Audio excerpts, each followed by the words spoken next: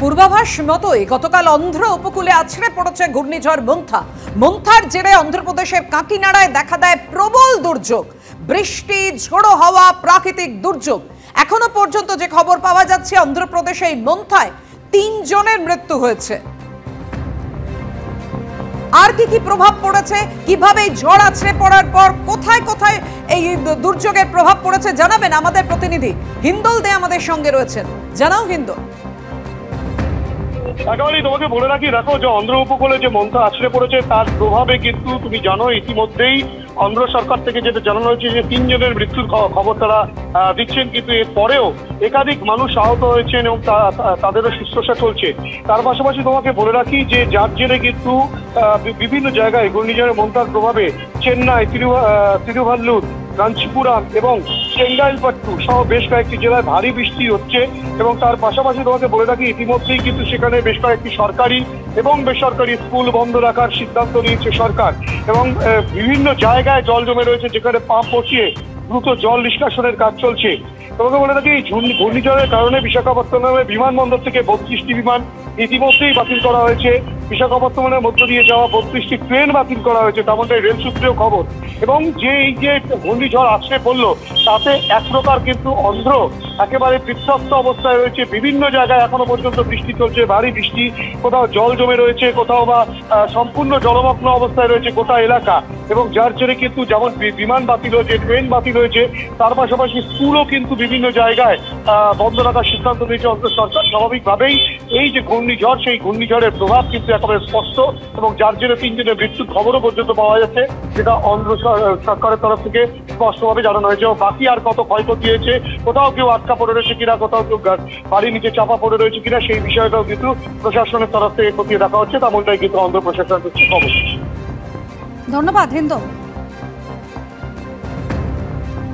আর এই ঘূর্ণিঝড় মন্থার প্রভাব কিন্তু পড়েছে বঙ্গেও। দক্ষিণ 24 পরগনা জুড়ে শুরু হয়েছে বৃষ্টি, সঙ্গে বইছে দমকা হাওয়া। গতকাল রাত বাড়ার সঙ্গে সঙ্গে বৃষ্টির পরিমাণও কিন্তু ক্রমশ বাড়ছে। সুন্দরবন উপকূল অঞ্চলে সব থেকে বেশি ঝড় বৃষ্টির দাপট রয়েছে। গৌতম মণ্ডল আমাদের প্রতিনিধি রয়েছেন আমাদের সঙ্গে টেলিফোন লাইনে। গৌতম, দক্ষিণের জেলাগুলোর কি পরিস্থিতি? দেখো অনুসুয়া, এই যে মন্থা গতকাল অন্ধ্রপ্রদেশের উপর আছড়ে পড়লো, তার প্রভাবে গতকাল কার্যত বলা যেতে পারে দুপুর থেকেই আঁধার ঘনিয়ে এসেছিল দক্ষিণ 24 পরগনা। তবে বৃষ্টির পরিমাণ কম ছিল। যত রাত বেড়েছে বৃষ্টির পরিমাণ বেড়েছে, সঙ্গে দমকা বাতাস। সুন্দরবন উপকূলে বিশেষ করে কাকদ্বীপ মহকুমা এবং ক্যানিং মহকুমা এই সমস্ত এলাকায় দেখা যাচ্ছে, এবং কুলতলি এই এলাকাতে কিন্তু বৃষ্টির পরিমাণ বেশি এবং নদী এবং সমুদ্র উপকূলে ঝড়ের দাপট আছে। গতকাল থেকে মৎস্যজীবীদের সমুদ্রে যেতে নিষেধ করা হয়েছে। আগামী 30 তারিখ পর্যন্ত মৎস্যজীবীদের সমুদ্রে যেতে নিষেধ করা হয়েছে, সেই নিষেধাজ্ঞা চলছে। পাশাপাশি সুন্দরবন উপকূল থানা আছে যেগুলো, সেই সমস্ত উপকূল থানার পক্ষ থেকে মাইক প্রচার চলছে, সতর্কতা প্রচার চলছে। এবং একেবারে উপকূলের বরাবর যে সমস্ত বাসিন্দারা, বিশেষ করে যারা কাঁচা বাড়িতে বসবাস করেন, প্রশাসনের পক্ষ থেকে তাদেরকে জানানো হয়েছে যদি প্রয়োজন মনে করেন তারা উঁচু এলাকায় বা ফ্ল্যাট শেল্টারে উঠে যেতে বলা হয়েছে।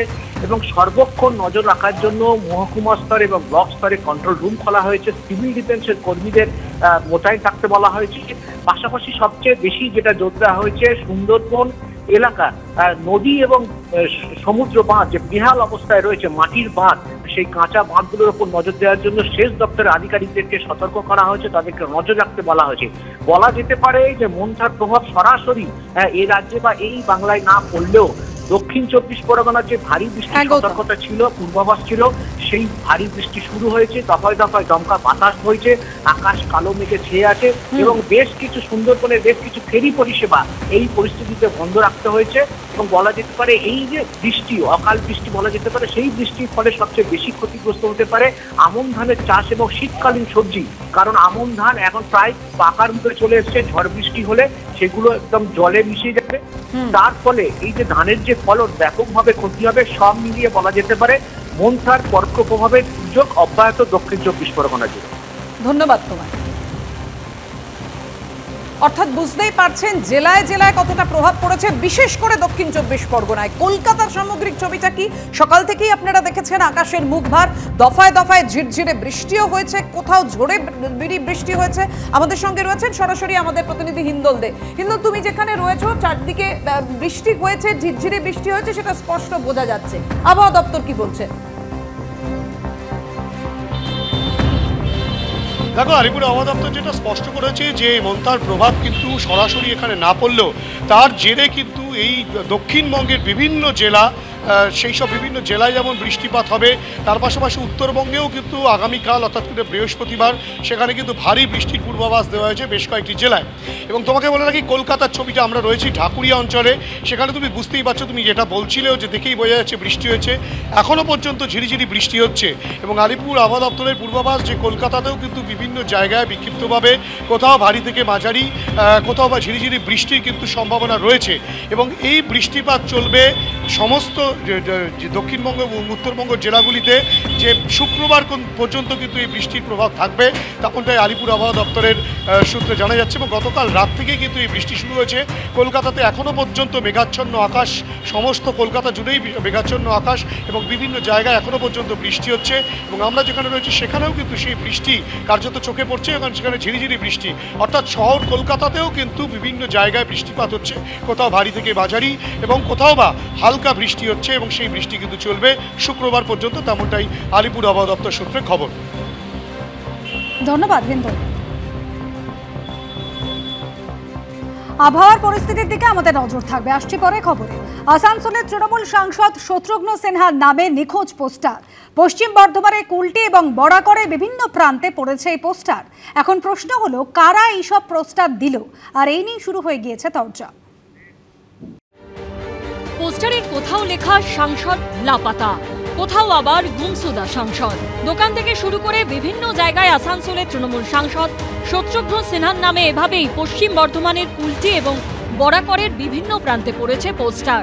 পোস্টারের নিচে লেখা রয়েছে আসানসোলের জনতা, যদিও তারপরও থেমে নেই রাজনৈতিক তরজা। সব কাজগুলো হচ্ছে বিজেপির কাজ। মাননীয় সংসদ সবসময় থাকেন এবং প্রতি মাসে উনি আসেন, প্রতি মাসেই এখানে এসে পরে মানুষের সঙ্গে থাকেন, ঠিক আছে?